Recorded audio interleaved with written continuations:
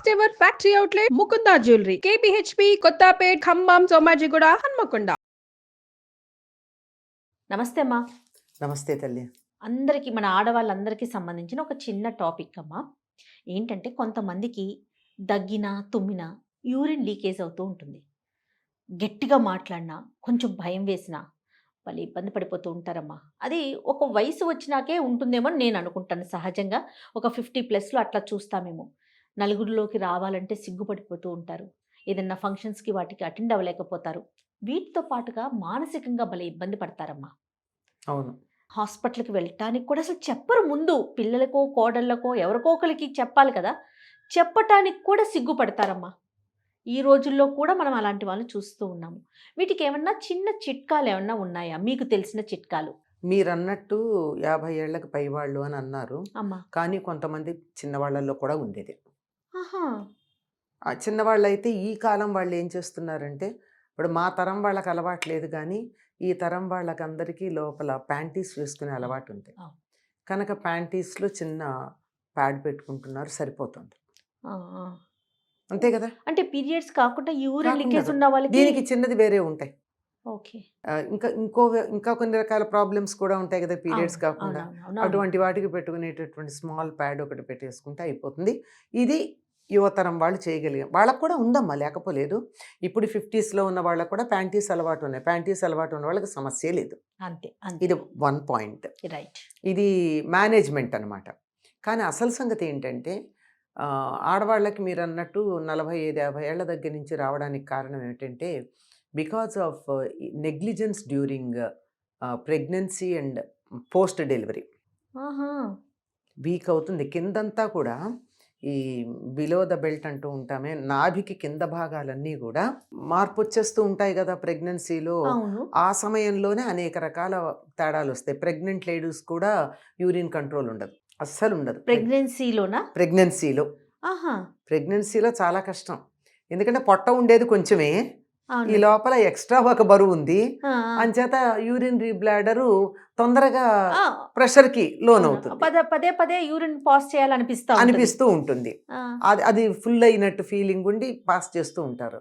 ఆ సమయంలోనే కొంతమందికి ఈ పోస్ట్ డెలివరీ కేర్ ఏదైతే ఉంటుందో అది తీసుకోకపోతే, అంటే పొట్ట తగ్గడానికి చేసే పనులు ఉంటాయి కదా, యెస్.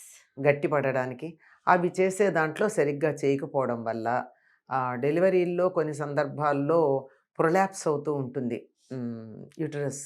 ఆ! వాటి వల్ల అమ్మా! ఇలాంటి ప్రాబ్లమ్స్ వస్తాయి. ఆహా! సివియర్గా ఉన్న వాళ్ళైతే చాలా ఎక్కువ ప్రాబ్లమే ఉంటుంది, కొద్దిగా ఉన్న వాళ్ళకి ఇది ఉంటుంది. కారణాలు ఇవి.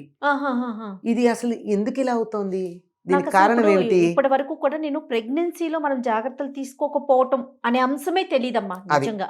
చూడండి. ప్రెగ్నెన్సీ కన్నా కూడా post delivery. Post delivery. Post delivery ప్రెగ్నెన్సీలో తీసుకునేది ఏం లేదు, పోస్ట్ డెలివరీని. అమ్మ కానీ చాలా వరకు చూడండి, ఉమ్, ప్రెగ్నెన్సీలో చాలా జాగ్రత్తలు మనం తీసుకుంటాం, ఉమ్, ఫ్యామిలీ మెంబర్స్ తీసుకుంటారు, ఉమ్. హాస్పిటల్‌కి రెగ్యులర్ చెకప్స్‌కి వెళ్తాం, అన్నీ చేస్తాం. ఆఫ్టర్ డెలివరీ మన గురించి అంత పట్టించుకోము. పోస్ట్ అవునా డెలివరీ కదమ్మా? ప్రాబ్లమే. అందుకే పుట్టింట్లో ఉండమని చెప్పడం, బాలెంతనట్లా దూడాలి, ఇట్లా దూడాలి, అది ఇది అని 100 లక్షణాలు ఎందుకు చెప్తారంటే కొంచెం వాళ్ళ పుట్టి మీద ఉన్నటువంటి జాలితో. అందుకని దయతో, జాలి కూడా ఇంకా ఫ్యూచర్లో ఇబ్బంది ఇంకా పడకుండా స్ట్రాంగ్ ఉండాలని. ఉండాలని. ఆ బ్లాడర్ కూడా వీక్ అవుతుంది. బ్లాడర్ వీక్ అవడం వల్ల రిటెన్షన్ కెపాసిటీ తగ్గుతుంది. రిటెన్షన్ కెపాసిటీ తగ్గి యూరిన్ త్వరగా రావడం ఉంటుంది. దీనికి కారణం కూడా డాక్టర్లను అడిగితే చెప్తారు, ఆ ట్రాక్ ఏదైతే ఉందో అది మెన్లో పొడుగు ఎక్కువ ఉంటుంది, యూరిన్ నుంచి బయటకు వచ్చేది ఆడవాళ్ళల్లో తక్కువ ఉంటుంది. ఓహ్! అందువల్ల ఇన్ఫెక్షన్స్, కొన్ని రకాలైన ఇన్ఫెక్షన్స్, యూరిన్లో స్టోన్స్ లాంటివి మగవాళ్ళకు వస్తే ఆడవాళ్ళకి రావు. అవును. వీళ్ళు తొందరగా దగ్గిన తుమ్మిన ఈ ట్రాక్ చిన్నది ఉండడమును, ఇది వీటన్ని యురెత్రా అంటారు అనుకుంటా, దాని పేరు గుర్తు రావట్లేదు. ఓకే. అది చిన్నది ఉంటుంది, ఆహా! దానివల్ల ఈ ప్రాబ్లమ్స్ ఉంటాయి. వీటిని జాగ్రత్త ఈ విషయంలో ఇది సహజమైనదే, మనం చేసిన పొరపాటే, మనకిట్లా వచ్చింది, దాన్ని నేను తట్టుకోవాలంతే అని ముందర మనస్సులో దాన్ని అంగీకరించాలి. సమస్య ఎక్కడొస్తుందంటే చాలామందికి శరీరంలో వచ్చే మార్పులను అంగీకరించరమ్మా. అవునమ్మా.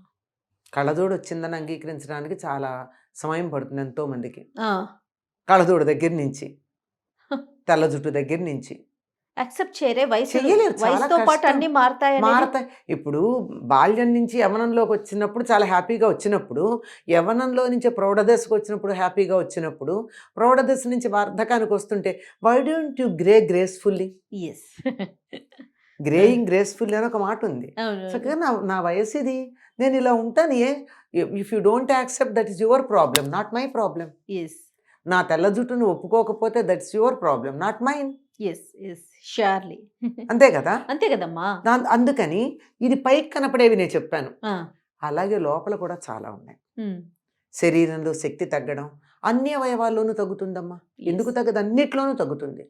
చాలామందికి ఇదే కాదు, ఇవాళ స్టూల్స్ పాస్ చేయడం కూడా కష్టమైనా అవుతుంది, కంట్రోల్ అన్నా లేకుండా పోతుంది. రెండు ఎక్స్ట్రీమ్.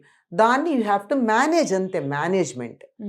ఈ మేనేజ్మెంట్ అనేది ఫిజికల్లీ అయితే అసలు ఎందుకు వచ్చిందో మూల కారణం తెలుసుకుంటే ఇప్పుడు రిపేర్ చేయలేం కనుక తరువాత తరాల వాళ్ళు రిపేర్ అవసరం అలాంటి ఇబ్బందులు పడకుండా మనం చూడొచ్చు. ఎందుకంటే పోస్ట్ డెలివరీ టైంలో శరీరంలో వాతతత్వం ఉంటుంది. వృద్ధాప్యం వచ్చిన కొద్దీ వాతమే పెరుగుతుంది. వాతము కమ్మనప్పుడే అని చెప్తాడు, వాతమే ఎక్కువ. ఈ వాతతత్వం పోయేటటువంటి ప్రయత్నాలు చేస్తే కొంతవరకు తగ్గుతుంది. వాతతత్వం పోవడానికి ఏం చేయాలంటే వేడి చేసేటటువంటివి తీసుకోవాలి శరీరంలో. ఇవి వాతం పెంచేటటువంటివి కాక వేడి చేసేటటువంటి పదార్థాలు. ఉదాహరణకి మన వాళ్ళు ఏం చెప్తారు, చిన్నపిల్లలు బెడ్ బెట్టింగ్ చేస్తూ ఉంటారు, 10 ఏళ్ళు 9 ఏళ్ళు వస్తే కూడా. అప్పుడు ఏం చేసేవాళ్ళు పూర్వం, వెల్లుల్లిపాయలు తీసుకుని వాటిని నిప్పుల్లో కుమ్ములో పెట్టడం అంటారు. అంటే డైరెక్ట్గా వేయించటం అది కాదు, కాస్త నిప్పులో అలా పెడితే కొంచెం బొగ్గుల్లో పెట్టేవాళ్ళ, అంటే కచ్చికలు బొగ్గులు ఏదో ఒకటి. అది ఆ బొగ్గంతా అయిపోయిన తర్వాత అడుగున బూడిద మిగులుతుంది, బూడిద వేడిగా ఉంటుంది, దాంట్లో పెట్టేవారు. చక్కగా కుమ్ములో పెట్టినట్టు అవుతుంది. అవి పడుకోబోయే ముందు 2-3 పాయలు కనుక పిల్లలకు పెడితే యూరినేషన్ తగ్గేది. ఓకే. అంటే శరీరానికి వాతతత్వం, వాతం పోగొట్టే లక్షణం వెల్లుల్లిపాయకు ఉంది కనుక. అవునమ్మా. అది లేకపోతే పల్లెటూళ్ళలో నల్లేరు దొరుకుతుంది. నల్లేరు తెచ్చి దాని పైన గేర్లు ఉంటాయి కదమ్మా, 4 పలకలుగా ఉంటుంది నల్లేరు. ఆ నల్లేరు 4 ఆ పైన ఉన్నటువంటి పొడుగ్గా ఉండేటటువంటి గరుగ్గా ఉన్నాయి, వాటిని తీసేసి చెక్కు తీస్తే లోపల కొద్దిగానే వస్తుంది మెత్తని పదార్థం. ఈ మెత్తని పదార్థాన్ని బియ్యపిండిలో కలిపి కొంచెం ఉప్పేసి, కావాలంటే జీలకర్ర కారం అట్లాంటివి కూడా వేసుకుని రుచికరంగా ఉండేట పిండి తయారు చేసి దాంతో చిన్న రొట్టెలాగా వేసి పిల్లలకి పెట్టేవారు. 3-4 రోజులు పెడితే బెడ్ బెట్టింగ్ తగ్గుతుంది. పెద్దవాళ్ళకి కూడా పనిచేస్తుంది అంతే మరి. పిల్లలకు పనిచేస్తే పెద్దవాళ్ళకి పనిచేయదా? పెద్దవాళ్ళు చెప్పరుగా, సిగ్గుపడతారు. అది ఇప్పుడు ఈ రెండోది నేను చెప్పేది ఏమిటంటే, ప్రధానమైనటువంటిది నాకు ఈ సమస్య ఉంది అని తనలో తాను దిగులు పడే బదులు, సిగ్గుపడే బదులు ఈ సమస్యకు పరిష్కారం ఏముంది అని ఎవరినన్నా అడగడం కానీ వైద్యుడి దగ్గరికి వెళ్ళడం కానీ చేయాలి. మొదటిది అంగీకరించాలి, రెండోది చెప్పుకోవాలి, మూడోది వైద్యుడిని సంప్రదించాలి. అన్నిటికన్నా ముందు దీన్ని మేనేజ్ చేసుకోవాలి, సిగ్గుపడకూడదు. ఎందుకంటే సిగ్గుపడాల్సిన పని ఏముందమ్మా? మనకు మాట ఉంది, సంసారం గుట్టు రోగం రట్టు అని. రోగం గురించి చెప్పుకుంటే దానికి తగినటువంటి వైద్య విధానం ఎవరో ఒకళ్ళు చెప్తారు, దగ్గరలోనే ఉంటుంది చాలా వరకు, ఏదో పరిష్కారం. నాకు మా చిన్నతనాల్లో తెలుసమ్మా, నల్లేరు కోసం వచ్చేవాళ్ళు మా ఇంటికి. ఎందుకంటే మా మనవడు ఇంకా పక్క తడుపుతున్నాడమ్మా అనేవాళ్ళు. నల్లేరు తీసుకెళ్ళి దాన్ని కచ్చాబచ్చాక దంచి, బాగా మిక్సీలు ఉండేవి కాదు కదా, ఆ దంచేసి దాంట్లోనే ఈ బియ్యపిండి కలిపి బాగా దంచి మెత్తగా అయ్యేటట్టు చేసి దాన్ని ఉప్పు కారం వేసి ఇంకా వాళ్ళు దాన్ని కుమ్ములో పెట్టేవారు. కుమ్ములో పెట్టేటువంటి బాదమాకు తీసుకుని, ఈ రొట్టె ఉంది కదా, ఈ రొట్టెని బాదమాకు మీద పెట్టి పైన కవర్ చేసి పాలదాల్లో పెట్టేసేవారు. పాలు కాచిన తర్వాత ఆ కచ్చికలు ఉంటాయి కదా, పండు బాగా కాలినటువంటి పిడకలు ఉంటాయి కదా, ఆ పిడకల వేడికి ఈ ఆకు చక్కగా కమిలిపోయి పైన కూడా ఉండేది, పైన కింద కూడా అవి చక్కగా నీట్గా కాలి ఉండేది. నూనె కూడా లేదు దాంట్లో. ఎంత హెల్దీనో. పైగా దీంట్లో ఉన్న క్లోరోఫిల్ దాంట్లో గెడుతుంది, బాదమాకులో ఉన్నది. బాదమాకు కొంచెం థిక్గా ఉంటుంది కదా, దాంట్లో పెట్టి ఇలా చేసేవారు. ఇది లేదు అందరికీ, ఈ ఫెసిలిటీ ఇప్పుడు లేదు. కొమ్ములు లేవు, దాలి లేదు, పిడకలు లేవు.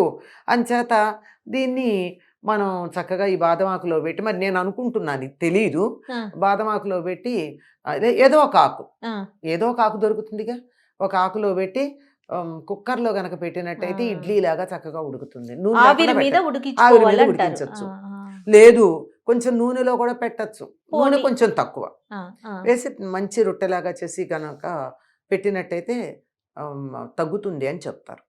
ఓకే. ఎందుకంటే మా ఇంటికి వచ్చి తీసుకెళ్ళేవారు, అందువల్ల అదే నాకు అదే బాగా బాగా తెలుసు. చెప్తున్నారు. ఆ. అంత బాగా ఎలా చేస్తారో కూడా అవును. నేను చూశాను గనక చెప్తున్నాను. అట్లా అమ్మ యోగాసనాలు కూడా వేస్తారు యోగాసనాలు అని ఉన్నాయి. విన్నా నేను. యోగాసనాలు ఉన్నాయి. ఆ, యోగాసనాల దాకా వెళ్ళకపోయినా వెళదాం, ఆ, వెళ్ళకపోయినా మనం కూర్చునే పద్ధతిలో కూడా కొన్ని మార్పులు ఉంటాయి. అలా కూర్చునే పద్ధతిలో యోగాసనాల్లోనే చెప్తారు, ఆ పద్ధతి మన ఇంట్లో ఎప్పుడు అలా కూర్చుంటే కూడా చాలా తగ్గుతుందట. Okay okay. ఎందుకంటే ఎక్కడి నుంచి అయితే మనకి యూరినేషన్ జరుగుతుందో ఆ ప్రాంతానికి మన కాలి మడమ తగిలేటట్టుగా నొక్కి పెట్టి కూర్చోవడం అభ్యాసం చేసుకోవాలి. ఆహా. అలాగే కూర్చున్నప్పుడల్లా మనకి ఆ, లోపల యూరినరీ బ్లాడర్ని ఇలా ముడుచుకుపోయేటట్టు చేసే ఎక్సర్సైజ్ మనం కూర్చుని చేసుకోవచ్చు. మనకు ఆ. కనపడతాయి కదా, ఆ, లోపలే ఉంటుంది ఇట్లా ఇట్లా. ఆ. అంటే మనకి అన్ని లోపల ఉండవా, అవును అవును అవును. మన శరీరం లోపల అవయవాలను కూడా మనం కొంచెం కదుపుతున్నట్టు అట్లా అవును చేస్తాం కదా. తెలుస్తుంది కదా. అట్లా చేసినప్పుడు ఆ యురిత్రా నుంచి లోపలికి ఉండే భాగాన్ని ఇలా కుంచుకుంటున్నట్టుగా చేసి ఆ, కూర్చున్నప్పుడు రోజు అలాగే ఒక రెండు ప్రాక్టీస్ సార్లు ప్రాక్టీస్ చేయండి. ఇలాంటివన్నీ చిట్కాలు. అవును అంటే అవును. పెద్దవాళ్ళు ఇంట్లోన చెప్పేవాళ్ళు పూర్వం, ఎందుకంటే అందరికీ చెప్పుకునేవాళ్ళు. ఆ, ఎవరో పెద్దవాళ్ళ దగ్గరికి వెళ్ళి బయట వాళ్ళకి చెప్పకపోయినా నాకు ఇట్లా ఏమిటో దగ్గుతున్నప్పుడల్లా యూరిన్ కొంచెంగా బట్ట లీకేజ్ తడుస్తోంది, వాళ్ళదే పదాలు అవి, కాస్త బట్ట తడుస్తోంది అన్నప్పుడల్లా, దగ్గినప్పుడల్లా దగ్గాలంటే భయం వేస్తోంది, ఎందుకు అలా దగ్గుతుంటే వంగుతున్నావు, తుమ్మినప్పుడల్లా వంగుతున్నావు దేనికని అడిగేవాడు పెద్దవాళ్ళు. ఎందుకంటే అది ఎక్కడ బయటపడుతుందని వీళ్ళు వంగి జాగ్రత్త పడేవాళ్ళు.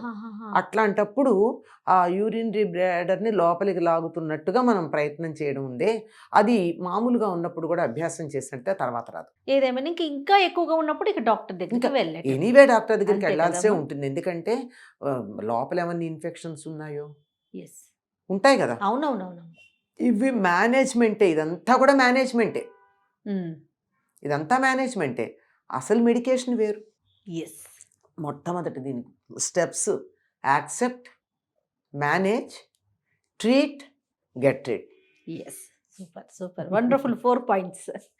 రైట్ అమ్మా. నమస్తే. నమస్తే.